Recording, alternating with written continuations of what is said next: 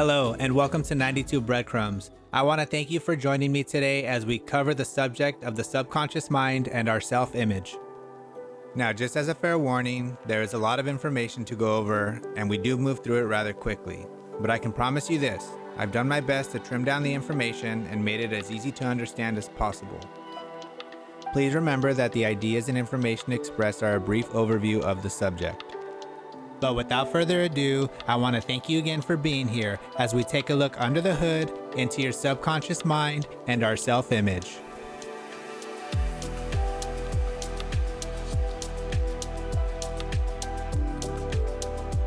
Our subconscious mind moves us through life, from destination to destination as we look out through the windows of our eyes, and can almost be viewed as the central processor hidden deep within us that can lead us to the greatest peaks of success, health, and wealth, just as quickly as it'll lead us to defeat, despair, and failure. It is the hidden decision maker locked deep within you, determining whether you continue to fight or whether you hang your head low in defeat. In order to understand why we are getting either one of these results, we need a way to picture our mind. Let's take a moment and look at how this 3D printer goes about building this castle. We might notice how close it is to the project and how hyper-focused it seems on any individual piece of the castle. The lighting and shadows are a great representation of where its attention is being held and where it's focused. It is unaware of the entirety of the project and focuses simply on the task at hand. In the same manner, we go about our daily lives and our daily routines, going to and from work, fixing dinner, and taking care of the kids. Now let us take a look at what the subconscious mind is and how it powers our 3D printer. What it is a well-oiled, goal-achieving machine, forever moving us in the direction of what it has determined as the goal. And that goal can be self-destruction just as easily as it can be self-fulfillment. So how does it determine which to aim for? What source is it pulling from? We can find the answer to these questions inside of the self-image. What the self-image is a culmination of all of our memories built up since when we were a very small child. These memories are the individual puzzle pieces that make up the entire picture of you. They are your blueprint. From the very first time you tied your shoe, to staying out late with your friends on a Friday night. Every relationship that we've ever had. Every time we failed and gave up, and every time we pushed through failure and succeeded. But it is so much more than just the memories themselves.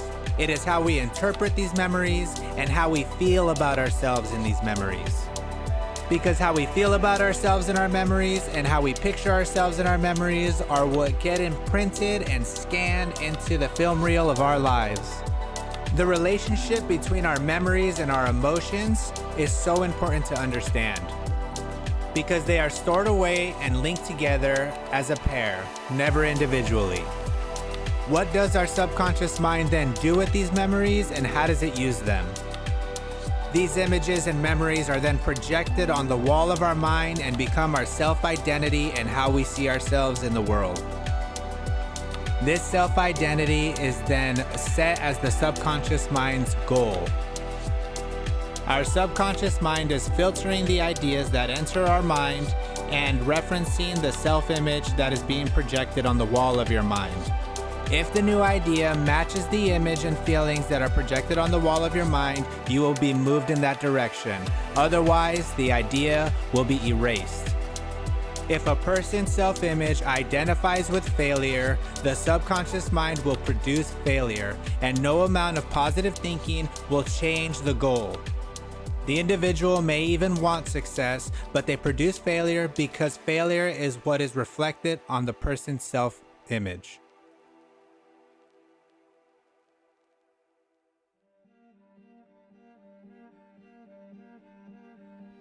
Sarah sees her mom smoking a cigarette at a very young age. The idea of being a smoker is then created in the form of a picture.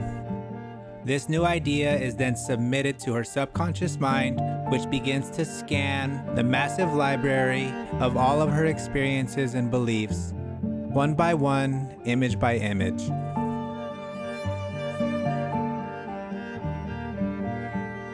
All of these images make up one self-image. And if the new idea, and only if the new idea resonates or matches the picture in Sarah's head, will it move her conscious mind into action. Sarah is unaware of this through her day-to-day actions, but slowly and surely in the background, she is moving towards the goal that has been submitted and accepted by her subconscious mind. Sarah may not like the results, but her subconscious mind looks out in awe at the success that it has achieved. The original idea and the results both reinforce each other, creating a vicious cycle. New ideas that conflict this self-image are quickly blown out, even if they are an improvement.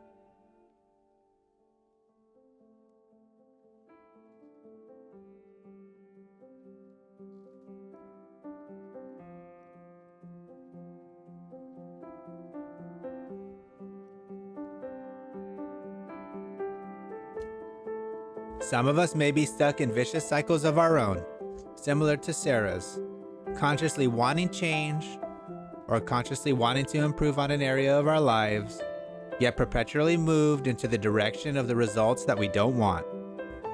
The area in which we wish to improve on doesn't even have to be as dramatic. It can be as simple as making our bed every morning, and can range anywhere from financial situations, our relationships with others, and even confidence in ourselves. We may even try to attack the specific area in which we wish to improve on in different ways.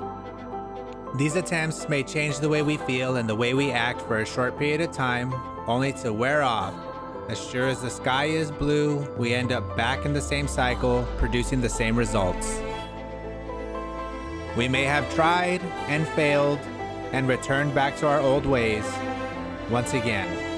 Similar to Sarah, she may not like that she's a smoker. She may even want to change. But the self-image in her mind has been accepted as a smoker, so she continues to return to the supermarket and buys another pack. But how do we change, and where is the hope? Like many things in the world, the solution lies in the problem itself. Please join me as we further expand and explore the ideas in this video and learn how to hijack the system that is our subconscious mind and the self-image. This is 92 Breadcrumbs, and I thank you again. Goodbye.